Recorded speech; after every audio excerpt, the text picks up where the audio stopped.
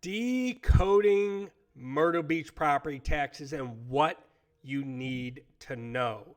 So my name is Mike Fiebernitz. I am the team lead of Mike Fiebernitz and Associates with RE/MAX Southern Shores. And if you're new to my channel, then I share all of my tips and tricks surrounding buying and selling real estate here in Myrtle Beach through being a real estate agent and team lead since 2011. So if this is something you are looking for, then hit the notification button and the subscribe button so you're notified when I put out my next video, and I keep you updated on all the tips and tricks on buying and selling here in Myrtle Beach.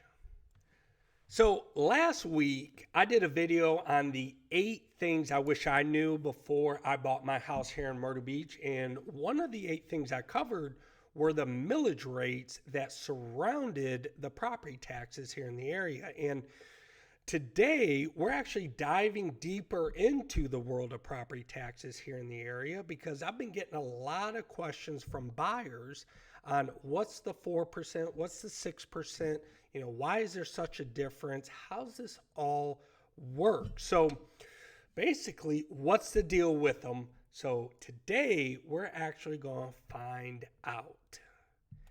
So first up is, did you know that your property taxes here in the Myrtle Beach area is actually assessed one of 2 ways? And it actually depends on if it's your primary residence or not. Now, if it's your primary residence, then you're going to get assessed at a lower rate of 4% against the assessed value.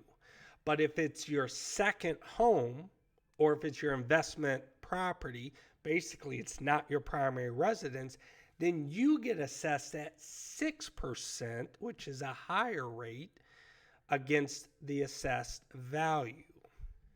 Now, here's the kicker on getting the 4% primary rate. You don't automatically get the 4% rate right out the gate once you buy a property.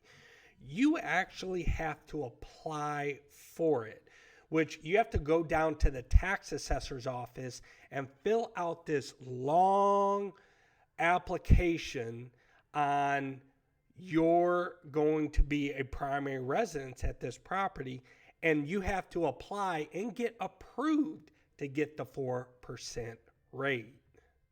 Now, before you go apply to snag that sweet 4% rate, you'll also need to register your vehicles with the local DMV, showing proof that it is indeed going to or is your primary residence. So they just basically want to make sure that you're just not trying to snag a lower tax rate without really living here. Years ago, probably about 10 years ago, there were a lot of property owners that used this as a secondary home, an investment property, and they applied as a primary rate. And then what they did was they forwarded their property tax bill to their home. And when the tax assessor's office did an audit, they found out that over 20% of the property owners should have been at the 6% rate when they were getting the 4% rate. So, they put this more in place to make sure that they're giving that primary rate to the correct people that are actually living there. So before you go down, you apply with the tax assessor's office, you have to register your vehicles with the DMV, so that way you can show proof that this is your primary residence. Now, I get it. You're probably thinking, why do I have to jump through all these hoops to get the primary rate when it's already going to be my primary residence? And I get it, but I got some good news. There's some good news on having to apply to get that lower rate, and that is on top of the 4% rate. When you go to apply, you also, listen to this, you also get a primary resident exemption, which is basically like a discount on your property taxes, and it almost cuts your property taxes probably more than half compared to the 6% rate. So although you have to apply and you have to go register your vehicles to the DMV, you're going to have to do that anyways.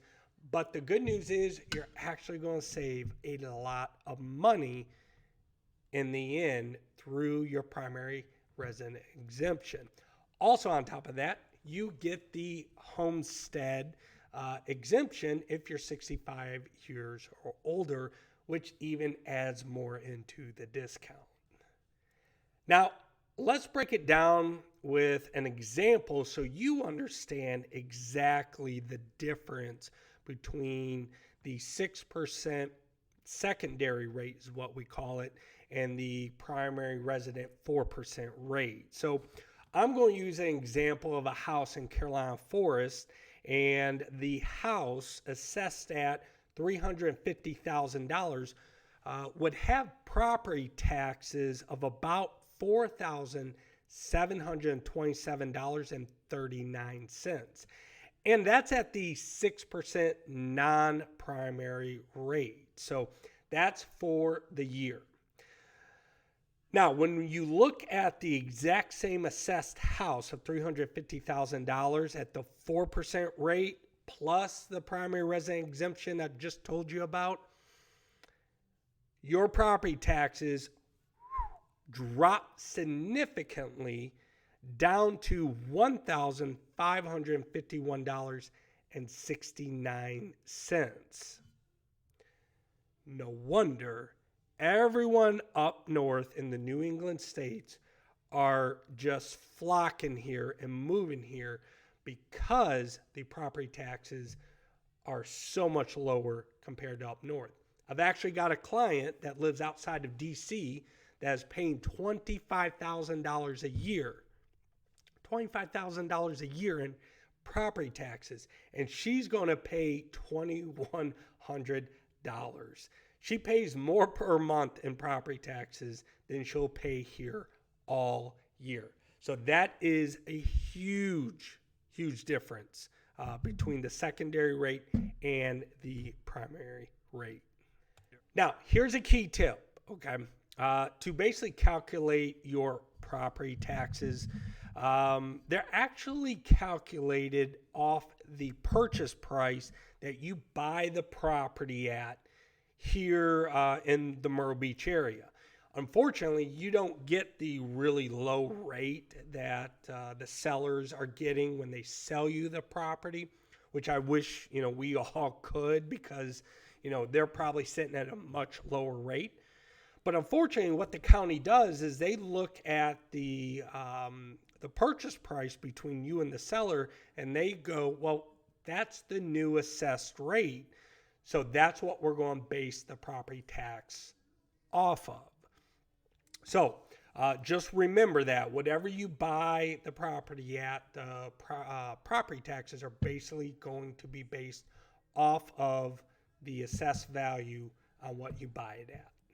Now, here's a bonus tip. I know what you're probably thinking. Well, Mike, what happens if I forget to apply for the primary rate?